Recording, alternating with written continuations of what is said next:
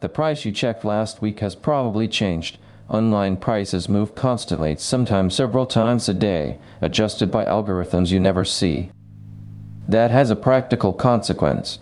Looking at a price once tells you almost nothing. In the next few minutes, the anchor trick behind fake discounts, why price history is the only honest reference when prices actually dip, how urgency is manufactured, and the two rules that turn you from an impulsive buyer into a patient one. The oldest trick on a price tag is the anchor. Show a big crossed out number next to the real one, and the real one feels like a gift. 30% off, but off what exactly? Often the crossed out figure is a price the item barely sold at, or held only briefly before a long planned discount. The discount is real arithmetic on a fictional starting point.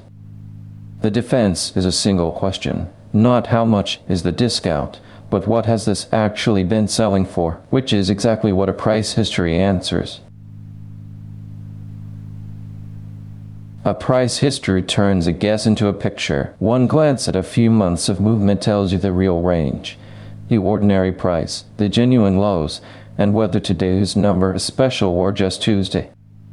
The same chart exposes the future. A price that quietly climbed for 3 weeks before a loud sale is a pattern you can see in seconds and never spot from a single visit. The habit is simple for anything beyond pocket money. Look at where the price has been before caring about where it is today. Prices dip on rhythms, seasonal cycles, electronics around big sale events, garden gear in autumn, last year's models when the new one launches. None of it is secret. It is just calendar. There are also quiet dips with no banner attached. Stock clearing, a competitor's move, and algorithm testing a lower point. These unannounced lows are often better than the advertised ones. You do not need to predict any of it. You need to be watching when it happens, which is a job for software, not for memory. Urgency is manufactured on purpose. Countdown timers. Only 3 left. Offer ends tonight. Some of it is real scarcity. Much of it is a design pattern aimed at one thing, making you decide before you compare. The tell is repetition. A deal that ends tonight and returns next week was never ending. A timer that resets was never counting. Treat urgency as information about the seller, not about the product. The stronger the push to decide now, the more valuable the pause.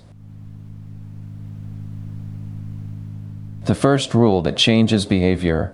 Decide your price before the shop suggests one. Look at the history, pick the number you would genuinely be happy to pay, and write it down.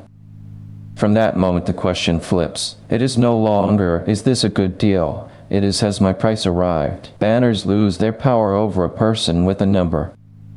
And when your price arrives, act without renegotiating with yourself. The target was set by calling you, let it up ranked excited you. The second rule is older than the internet, the cooling off period for any non-essential purchase. Target for a fixed time, a day for small things, a week for big ones, before money moves. Most impulse purchases do not survive the wait.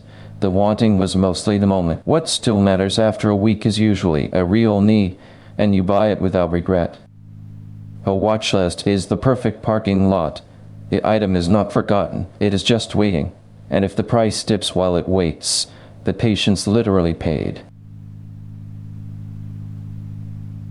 So the system, ignore the crossed out number, read the history, know the seasonal rhythm, distrust manufacturer urgency, set your target price, and let wants cool before they cost.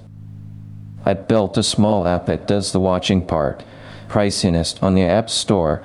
Track the items you care about and see where their prices have really been. Patience is cheaper than any coupon. Buy well.